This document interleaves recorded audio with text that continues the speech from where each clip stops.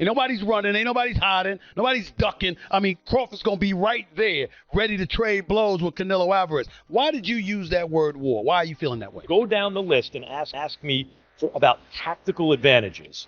Most of them are Crawford. Crawford could see everything coming. He could see everything coming that Canelo threw at him. He was reading it so well. His guard was so tight as well when he was up at the ropes, when he was actually looking to move around. They looked about the same size. But that was a brilliant performance. And what can you say? I mean, you got to give him his credit. He created a lot of history. He dreamt this fight. He willed it to happen. A lot of people, not me, but a lot of people laughed at him and said, forget about it. No chance against a bigger guy like that. Stephen A. Smith delivered a fiery reaction to Canelo Alvarez's defeat against Terence Crawford. He stressed that Crawford had been chasing this fight for years to cement his legacy, and now he's seized the moment. On the grandest stage, Crawford not only proved himself, but also stripped away Canelo's spotlight. Smith declared this victory wasn't ordinary. It was a career-defining statement. Division world champion out of Omaha, Nebraska. He's undefeated, 41-0 with 31 KOs. And he begged for this fight. He wanted Canelo bad because to him, it's all about legacy. I'm not speculating. I'm telling you what I know. And how would I know? It's because I interviewed him.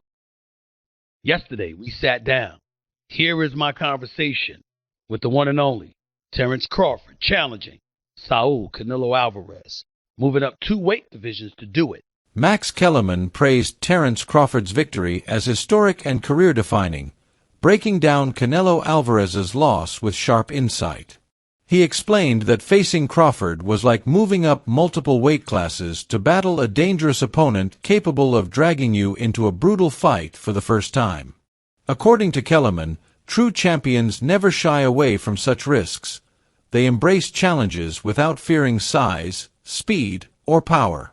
He emphasized that Crawford carried this fearless mindset throughout his career, something rare in boxing today. 4 years, no fighter openly called out Bud, yet Crawford kept proving himself against the best.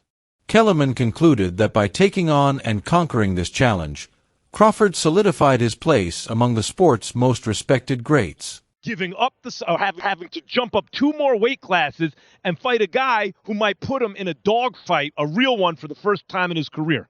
When we get put in that position, we go find opposition to make that happen. You understand me? So when we go looking for the opposition, we're not concerned about how big they are, how fast they are, how strong they are. We feel like we got enough that we can bring to the table with anybody. That night I fought John Reese, I didn't care who was over there. Whoever they brought out the locker room was going to get it. You understand me? That's just what it was. And I think Bud kind of has that feeling. Now, Bud, you got to remember, has been around for a long time. Nobody called him out. You understand me? All the time Floyd came at the boxing, Floyd never said, I want Bud Crawford. No one ever said his name. Hey, all I know is one thing. Israel Mazarmov, he didn't get it. He barely lost. Yeah, but I was just saying, but nobody called his name. Shakur Stevenson's admiration for Terence Crawford has always been clear, but after Crawford's emphatic victory over Canelo Alvarez, his words carried even greater meaning. Shakur explained that Crawford not only delivered on his pre-fight promises, but also proved why he is regarded as one of boxing's finest. Stevenson admitted that from the earliest days of his career, he closely studied Crawford's style, mentality, and relentless discipline. Witnessing his idol achieve such a historic triumph reinforced Shakur's belief that true greatness is the product of years of preparation and consistency. For Stevenson, Crawford represents more than just a champion. He is a mentor-like figure who sets the gold standard of excellence, inspiring the next generation of fighters to chase greatness. Canelo. He was going to outbox him. He did exactly what I called years ago. And tonight he proved that he's the greatest boxer that ever lived. Well, in the interview, didn't what you said, you felt like going on a run watching that tonight. How much inspiration can you take from someone like Terence? I take everything from my own. I've been around him since I was a kid. Just watching that greatness. Stephen A. Smith reflected on Terence Crawford's unwavering determination heading into the Canelo Alvarez showdown. He pointed out that while many fighters would have asked a superstar like Canelo to meet them at a more favorable weight, Crawford refused to take shortcuts. Instead, He demanded the challenge on Canelo's terms at 168 pounds. For Crawford, this wasn't about comfort, it was about legacy.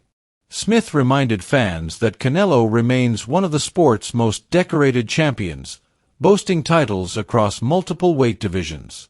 By targeting exactly what Canelo owned at super middleweight, Crawford showed he wasn't chasing an easy win but greatness itself. His decision to step into the toughest arena possible revealed a fearless drive to cement his place in history. 31-0, Molly, with 31 knockouts. He's taken on all comers. I asked him, you're moving up in weight. Why would you not try to get Canelo to come down from 168 to 160 to meet you halfway, since Crawford's last fight was at 154. Crawford said, I want what he has. I want to go take it. I don't want to make, I don't want to make concessions and alterations. I'm coming to take what he has. And you look at him, and no one believes that he can't pull it off. He can box. He can punch. He's smart. He's elite. And he wants Canelo. He begged Canelo for this fight. Aide Oladipo highlighted the remarkable shift in public perception surrounding Terence Crawford after his showdown with Canelo Alvarez. Leading into the fight, critics labeled Crawford as too small, too old, and simply incapable of handling a powerhouse like Canelo at a higher weight. Yet, the very same voices that doubted him were quick to praise him afterward, acknowledging the greatness they once dismissed. Oladipo stressed that Crawford earned every bit of admiration because he secured the win in the hardest way possible.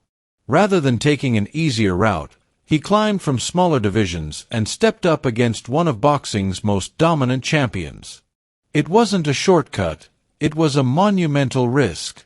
By defeating Canelo decisively, Crawford showed that greatness isn't defined by size or age, but by unmatched skill and relentless determination. Crawford did it again a few hours ago against Canelo. And what makes it even special or more special for Crawford is that he did it jumping up, as we know, a couple of weight classes. He did it against one of an all-time or another fellow all-time great. And he did it against someone who was undisputed and still a pound-for-pound top 10 guy. That's what Crawford did, people. So, all those things people were saying in the lead up to this fight, Canelo's going to be too strong, Canelo's too experienced, Crawford's going to be 38, all that. You have to remember all of that when you give Crawford his flowers. Don't like, oh, well, Canelo looks old. No. I don't want to hear any of that. I've started to see a few people on Twitter start to kind of sort of find excuses already. No. Remember everything you said, because Crawford deserves all of that. All of that. Crawford was incredible. Honestly, in the pocket, he was at times showing Canelo, no, I'm stronger than you. I'm going to bully you.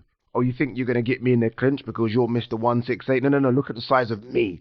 I'm jacked as well. I'm swole. And he was moving Canelo around. So by doing that, he got his respect. He didn't switch to orthodox once, stayed in the southpaw stance because he realized early, oh, Canelo don't like this. Canelo does not like this southpaw stance. Canelo's tripping over himself. I'm going to stay here. I'm not going to switch it. No, I like this work. I'm going to stay here. On the ropes, it's like, okay, come in. Because when you come in, I've got that as well. And I can hurt you as well. Spinning off the ropes. His jab was fantastic. They put up the jab numbers. He was out-jabbing Canelo. It was almost like 10-1. Maybe even 20-1. It was fantastic. And when he needed to land those power shots, he was landing those power shots. It was an incredible performance. The Wade Concept analyst offered a sharp perspective by rejecting the idea that Canelo Alvarez's loss could be brushed off as the downfall of a fading champion. He reminded viewers that Terence Crawford is actually older than Canelo, so age cannot be used as an excuse. Beyond that, Canelo entered the fight with clear advantages in size, power, and experience at 168 pounds, yet none of those factors prevented him from being outclassed. WDE argued that this wasn't about Canelo slipping, but about Crawford rising to a completely new level. By dismantling the excuses, he emphasized that Crawford's triumph was not circumstantial.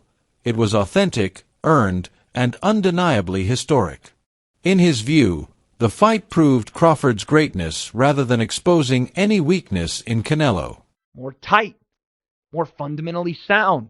While Canelo, even when he was able to get to range, which wasn't a lot, it wasn't often, he was having a hard time landing clean because everything was super wide and out here and to the body out there. Crawford would either circle out to that same side, to Canelo's lead hand side. He would circle away because Canelo would step straight to Crawford and chase him and not necessarily cut him off. And even when he threw that hook, I was looking for the hook from Canelo, right hand as he stepped through, right? Corral with the lead hand, bang the right hand because you're fighting a southpaw. So, yeah, your jab may not be as effective in landing and managing distance and all those things, even though for Terence it kind of was. For Canelo, I was expecting a lot more of that right hand down the middle and over the top, and him jabbing his way, feint jab right hand, and then that lead hook that I thought he would be able to corral Crawford, because Crawford did want to move away from Canelo. He did. He wanted to move away from that power hand. Smart to do. Canelo never took that extra step to step outside of Crawford's lead foot. Again, that orthodox southpaw matchup. It's always going to be a battle of that lead foot. He never took that next step to get outside of that lead foot and then step through Crawford, step to his left where Crawford was going and land his right hand. He just felt like he was falling off to his right with his right hand, and once he fell off to his right after he threw the right hand, there was no follow-ups because he was off balance, and Crawford was out the gate and circling back to reset the action. This was a masterful display from Terence Crawford. And again, I looked at this fight, and I don't want to do the thing where I said, oh, Canelo's washed. He's over the top. He's old. Terence Crawford's older than Canelo. Is he as weathered as far as fights are concerned? No. But you can only do one thing when talking about this fight, and that is give credit to Terence Crawford. If you want to say Canelo looked old, that's fine. That's on you. I'm not going to say that. Terence Crawford's victory over Canelo Alvarez will forever be remembered as a defining masterpiece in boxing history. Carl Froch praised Crawford's ability to seize control in the middle rounds with precise adjustments, while analysts highlighted his unmatched ring IQ, anticipating Canelo's every move with calculated brilliance. Dan Rafael reminded everyone how Crawford turned doubt into destiny, walking down a legend many believed unbeatable. And finally, trainer Brian Bomac McIntyre closed with emotion, declaring that this triumph confirmed to the world what he had always known: Crawford is one of the greatest of all time. His performance was not about luck or decline, but about greatness built on preparation, intelligence, and heart. This was history unfolding before our eyes, and Crawford etched his name among legends. Don't forget to subscribe, share, and like for more powerful boxing content.